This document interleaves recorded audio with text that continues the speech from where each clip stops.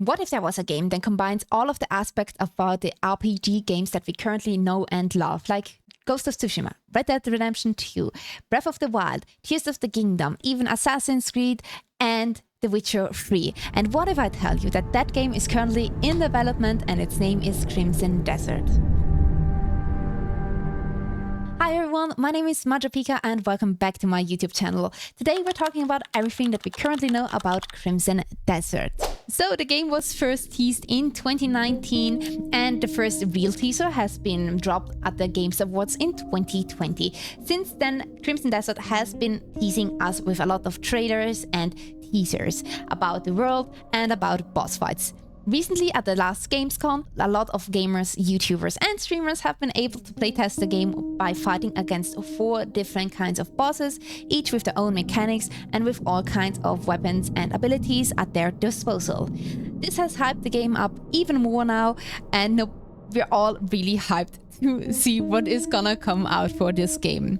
Crimson Desert is being developed by Perlabis, the same studio behind Black Desert Onine, a famous MMORPG known for its stunning graphics and beauty, as well as the interactive and fun combat style. Crimson Desert was first announced to be a prequel story of Black Desert Onine, going into its lore and history, but since then it has gone through many different kinds of phases.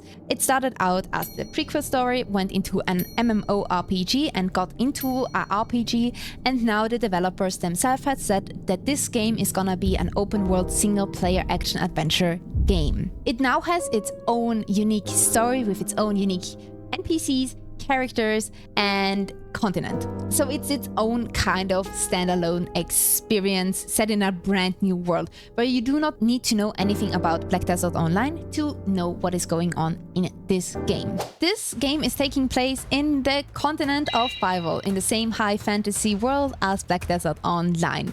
It is set in a war-torn continent, a world filled with diverse landscapes, including snowy mountains, arid deserts, lush forests, and bustling cities. The game's world is inspired by apparently Europe, but I think more so by Nordic European countries, but infused with fantasy elements like magical creatures and ancient ruins, as well as floating islands. It is a blend of historical realism as well as high fantasy, featuring the world where ancient myths, legends and supernatural forces intertwine with gritty, grounded storytelling. So the game is set in the vast and treacherous continent of Fievel, a land torn apart by its war, intrigue and ancient mysteries. You're playing as Cliff Macduff, the main character in Crimson Desert. He is from the lands of Quaiden, a harsh land of snowy peaks on the continent of Fievel, and you can see Quaiden from everywhere around. After King of Nemesis, the unifier of lands, falls ill and afterwards into a coma, there is now a power struggle going across the lands and across the continents. Many of those who have suffered under his rule now want to try and take this chance to take reign of the continent or different regions, as well as just seek independency. Some of the people are even willing to take you down together with other parts of the culture in the process to take advantage of the situations. Macduff is rising to a leadership role as he goes and survives throughout the world and has his own troubled past. He is now also making his own mercenary group. So together with being the leader of this mercenary group, you need to stay alive but also keep opportunistic villains in check. For getting allies into your mercenary group, you will have to recruit each and every single one of them by yourself. But each and every one of those allies has their own unique backstory and motivation why they want to help you, and which you will be able to explore during your time in Crimson Desert. The fun thing about Crimson Desert is also that every action and every dialogue option that you take in the game is having a butterfly effect on this game and about the story ending. So not only dialogue options will impact the story, but also the things that you will do while exploring your world. If you're ruthless or you're kind to your next door neighbor, this will impact everything. Oh, well, I think everything. We don't really know how much it's gonna affect, but it might affect everything. So your actions in one region with one culture and their people might affect how they are looking at you in another region with another culture. It seems like it has taken a lot of inspiration from games like Red Dead Redemption 2 and The Witcher 3 as well. Hyrule in itself is a whole huge continent to explore. It is in the same high fantasy world as in BDO, and if we can take notes of Black Desert Online, the continent is gonna be huge and there's gonna be so much that you can explore. There are many different types of regions in this continent with their different kind of cultures, biomes, and intriguing blend of species like trolls, orcs, dwarves, and humans that all have their own culture and ways of living. You will be able to explore the continent and find different types of cities, desert oases, the Quiet's Alstrand, the land of the wolves, as well as villages, castles and towers, and other monuments of civilizations. What we also know about the game now is that there are floating islands in the sky where you probably can do puzzles and solve puzzles, as well as an underground world as well.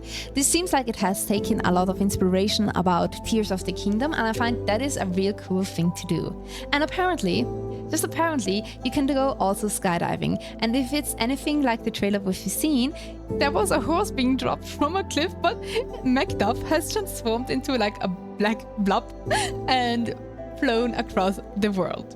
So recently, a group of gamers and YouTubers and streamers have been able to playtest the game by fighting 4 different kinds of bosses, like we already said. What the game developers themselves have said is that this game is gonna be the next generation kind of gaming.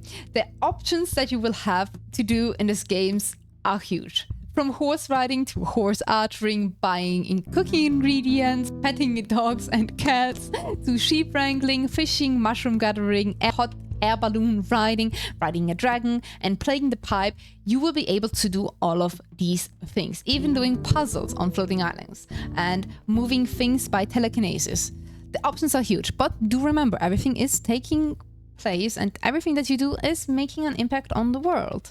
It's taking really the best aspects of all of the games that we love and combining it into the one game. As we know, there will be one main story that you will follow, but there's gonna be a huge variety of side quests as well to go after. The side quests being as well like getting your mercenaries, right? Your allies. Those are probably the side quests that we are looking at. The combat in this game is very much melee-focused action game with a wide range of weapons at your disposal, so you can customize the style of fighting that you want to do. From axes to swords to pistols, cannons, everything is available for you. This is like combining high fantasy stuff with real-life stuff as well, so like the future and the past, everything together in one. You can pretty much customize like this your gameplay style, from being a dual wielder to a sword and shield wielder, with the feature of alchemy that you can also upgrade your weapons and give your weapons special kinds of abilities. There are even skills that you can unlock while playing Crimson Deserts by defeating bosses, or maybe also by completing certain quests, or just by exploring the world. You will get different kinds of skills that can be applied to different kinds of enemies. Some of these skills may work better on some type of enemy, while other skills might apply better on other types of enemies, or vice versa, they don't even work on each other. What we have heard from the players that have playtested the game, or like the bosses now, it is very much focused on dodging and parrying the attacks as well, like they have in recent games like Elden Ring and Wukong, as well as utilizing the moves that you know and the skills that you will acquire during your journey. There is no lock-on feature in this game, which has been getting mixed reviews. Some people really love the locked-on feature for boss fights, while other people really hate that. With the not having the lock-on feature, you can move around your character and your camera at the same time, or like move it around so that you can look back while you're running straight forward. But it has been getting mixed reviews because apparently with fighting some enemies that are more than one, the lock-on feature would be better because the attacks aren't hitting the enemies that you actually want to hit. The weapons I think that you can get in the game. You will probably be able to smith them yourself, be your own little blacksmith. Maybe you can get it from blacksmiths all around the world, and each region has their own kinds of weapons that you can get. And also the bosses drop you a ton of weapons as well as the skills. But don't forget to improve your gear as well by using the alchemy tools at your disposals to make yourself even stronger. From what we have heard, that there will be around 20 to 40 bosses in this game, each with their own mechanics and variation of combat and attack styles. But the number is not definitive since they are still working on this game. Currently, Crimson Desert is set to release in the window of the second quarter of 2025, but we do not have any specific release date yet. But 2025 is only a few months away, so we should have more news soon. But we do have to take this all with a grain of salt, since the game has been postponed already, and Pearl Abyss themselves are a smaller kind of a studio, probably with around 400 people working there, and they're still running Black Desert Online with doing weekly patch notes, events and stuff like that.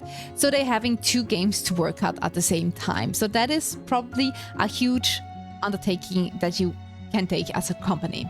But it also wants to make it like a next kind of generation and bring out the best kind of a game for you to play. So they want to take their time probably and get the best things out there. Since the game is also a single player game, but it was first announced to be an MMORPG, they have also maybe that's a thing. It's still under development, so keep that in mind. But there might be a multiplayer element that is gonna be added into the game later on in its lifetime. So the exact nature of the multiplayer features are still unclear, but they may include cooperative gameplay like in Zenless Zone Zero, or like in Wuthering Waves, or in, I don't remember the other game, but there are still games out there. Genshin Impact, there we go, like in Genshin Impact. Or there's some limited online interactions that you can do from one game to the next. The game is gonna be released from PC to PS5 to the Xbox Series. They really want the game to be released on every single platform at the release date. They do though have not mentioned anything about the last gen consoles like the PS4 or the latest or like the previous Xbox. So we do not know if the game will actually be able to be played over there as well. Since they haven't mentioned them in any of the recent posts, or it's not written anywhere, it probably is not gonna be playable on those platforms. But there is also a speculation that the game could support a cross-platform play, though this hasn't been confirmed yet. So in conclusion, and breaking everything down, Crimson Desert is shaping up to be one of the most ambitious new generation RPGs in recent years. With its open world and dynamic combat and deep narrative, it's clear that Pearl Abyss is aiming to set a new standard in this genre. That is a high goal to achieve, and it's probably gonna be achievable for them. Maybe not. Who will ever know? We still don't even know how the game is gonna be. Whenever you're a fan of RPGs, action games, or just epic storytelling, Crimson Desert is definitely a game to keep on your radar as well. And that has been it. That's all we have for today. I hope you enjoyed this video. Please like and subscribe if you enjoyed it, if you enjoyed my rambling. And let me know in the comments down below what you think about the game. Are they aiming too high? Do you think the game is gonna be a flop? Are they promising too much? Let me know. We can have a lovely little discussion over there in the comment sections as well. And with that all being said and done, thank you so much for watching my video, and I'll see you next time. Bye bye everyone!